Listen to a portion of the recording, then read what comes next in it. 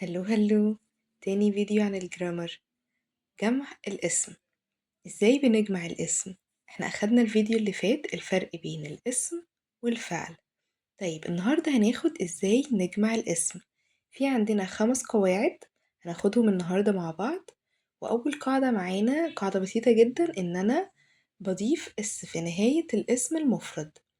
طيب انا لو عندي اسم مفرد طبعا بيكون بادئ بآ او آن، أو آن زي ما أخدنا بيجي بعدهم اسم مفرد، يعني مينفعش اسم جمع. فلو عندي اسم وعايزة أجمعه اسم مفرد وأخليه اسم جمع، لازم أشيل أو آن اللي قبل الاسم، وبعد كده أضيف اس في نهاية الكلمة. هناخد أمثلة ونفهم مع بعض. أنا لو عندي اسم زي a boy ولد، عايزة أجمعه. طيب نجمعه ازاي؟ احنا قلنا هنشيل أو آن اللي قبل الاسم المفرد، فهنشيل وبوي تبقى boys. حطينا بس اس في نهاية الكلمة فبقت boys. اوكي. طيب لو قلت an apple، an apple عايزة أجمعها، هنشيل an زي ما شلنا في الأول، وبعد كده حطينا اس في آخر الكلمة تبقى apples.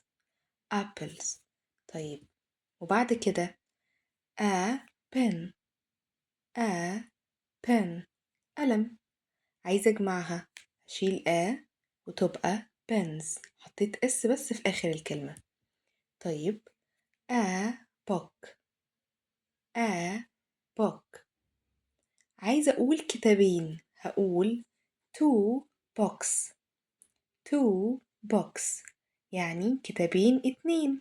ما هو كتابين جمع، في الإنجليزي بنعامل الاتنين وتلاتة وأربعة وفيما فوق جمع، إنما واحد مفرد. أوكي.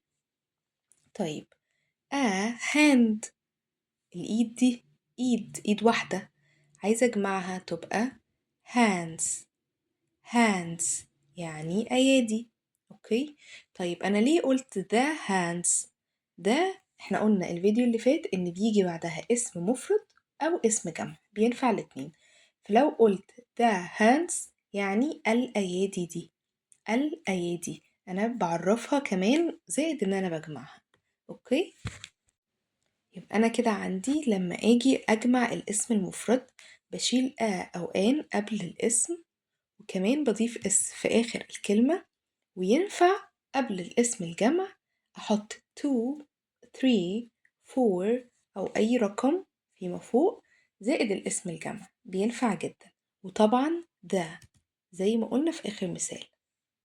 هندخل على تاني قاعدة في الجمع، ودي بتقول إن أنا بضيف es في نهاية الكلمة بدل اس لو الاسم انتهى بحاجة من السبعة اللي قدامي دول: S SS SH CH X O Z. نحفظهم ازاي كده عشان ما نتلخبطش، ولما نشوف الاسم قدامنا نعرف هنضيف اس ولا اي اس. S SS SH CH XO XO كأنها لعبة XO وZ آخر حرف. اوكي. طيب خلينا كده ناخد مثال على كل نهاية من دول ونشوف هنجمعها ازاي. طيب عندنا a bus، a dress، a dish، a watch، one box.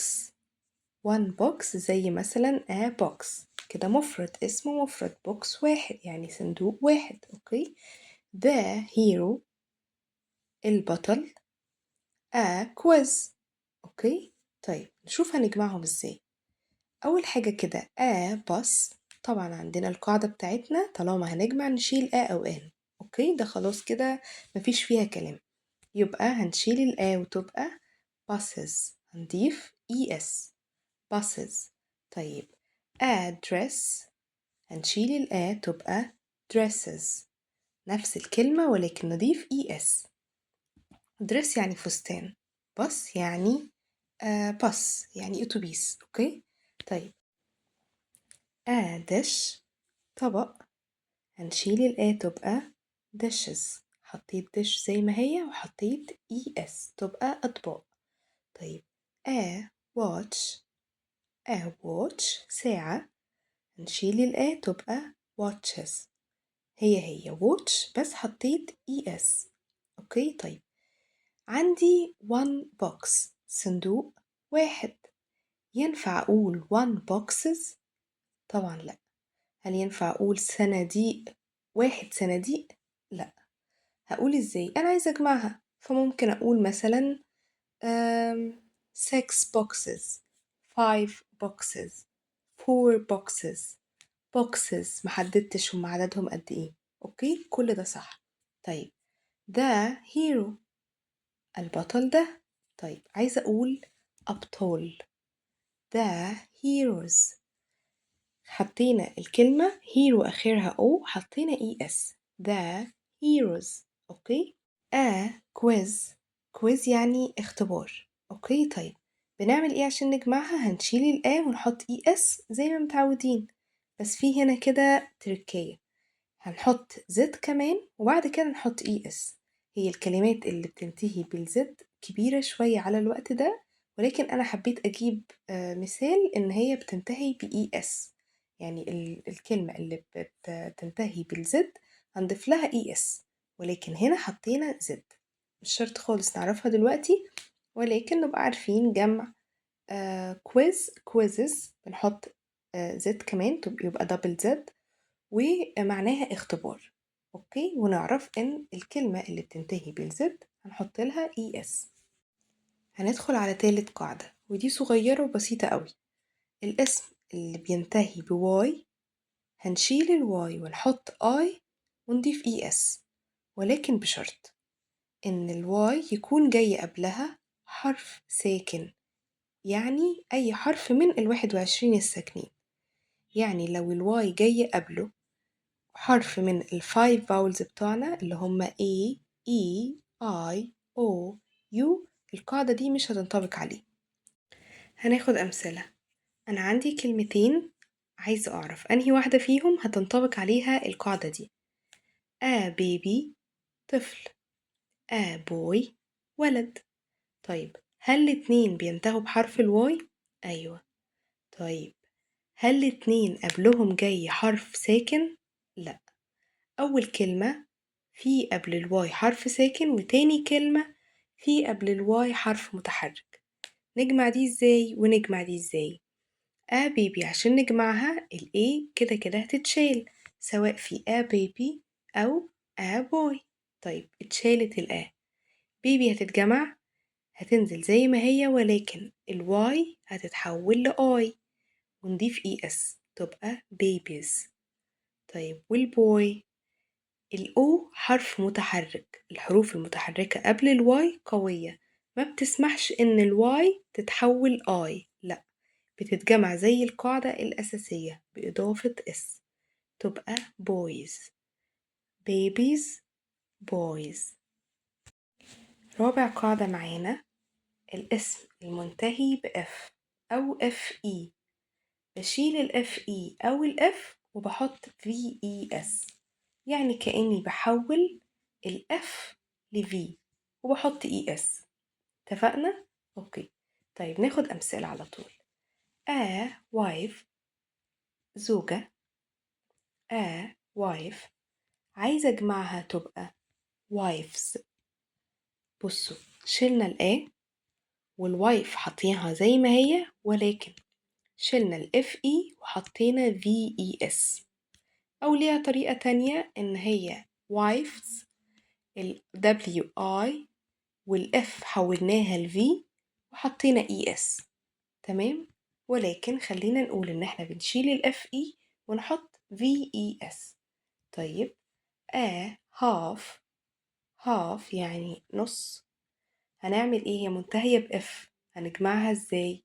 هنشيل زي ما اتفقنا ونحط VES بدل الF تبقى halves. طيب knife سكينة. knife منتهي بFE، شلنا والF دي FE دي هنحولها لإيه؟ VES VES تبقى knives، سكاكين knives. خامس قاعدة والأخيرة، وده جمع بيتحفظ زي ما هو، ملهوش أي قاعدة، لأ، هي كلمة بتبقى اسم مفرد عايزة أجمعها بتبقى اسم جمع، ملهاش أي قاعدة، ولا بضيف حاجة ولا بعمل أي حاجة، هي بتتحفظ كده. أوكي، جمع يحفظ كما هو. طيب زي إيه مثلا؟ a woman، مرأة، نجمعها إزاي؟ مش womens، لأ، دي ملهاش قاعدة، هتتحفظ كده، جمعها تبقى women women، هنشيل الآ وتبقى women. طيب a man، رجل، هنشيل الآ تبقى men men، رجال. a child، طفل، أطفال تبقى children children، نحفظها كده ملهاش أي قاعدة. tooth، سنة، جمعها تبقى teeth، يعني الأو أو بقت إي إي. أوكي، زيها برضو الأو أو تبقى إي إي. foot foot، قدم، قدم واحد، تبقى feet feet. طيب وزة، goose goose، جمعها تبقى geese geese، هي برضو الأو أو بقت إي إي. أوكي، طيب ثور يعني ox ox اللي هو الطور. أوكي، ox ox، جمعها oxen oxen oxen، تتحفظ كده. طبعا الأوكس حطينا قبلها آن، والآن شلناها لما جينا جمعنا اللي هي oxen. أوكي، طيب فأر، mouse mouse mouse.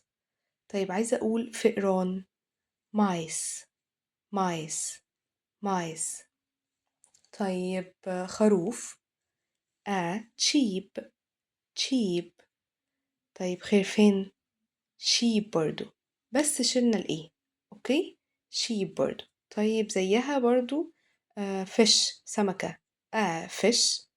لو شفت fish عرفت كده إن هي سمكة واحدة عشان جمعها fish برضو، بس مش جاي قبلها فتبقى جمع على حسب الكلمة. أوكي، كده الكلمات دي، وفي طبعا كلام كتير جدا. طيب مثلا انت هتيجي تقولي الفيش منتهية بإس اتش، والأكس منتهية بإكس، ليه ما حطيناش إي إس؟ لأ، كل قاعدة ليها شواذ، الحاجات دي بتتحفظ زي ما هي. احنا كده خلصنا فيديو النهاردة، عرفنا ازاي بنجمع الاسم المفرد. عندنا 5 قواعد سهلين جدا. أول واحدة إن احنا بنضيف اس في آخر الكلمة، أو ES لو الكلمة بتنتهي بS SS SH CH X O Z، أو إن إحنا بنضيف للكلمة IES لو الكلمة بتنتهي بY، يعني بنحول الY لI ونضيف ES. والقاعدة الرابعة إن إحنا بنحط VES لو الكلمة بتنتهي بF أو FE، بنحذفهم ونحط VES. القاعدة الخامسة إن إحنا بنحفظ الاسم زي ما هو، الاسم المفرد بيكون ليه اسم جمع من غير أي قواعد، كلمات بتتحفظ زي ما هي. كده خلصنا فيديو النهاردة، يا رب تكونوا استفدتوا. See you in the next video. باي باي.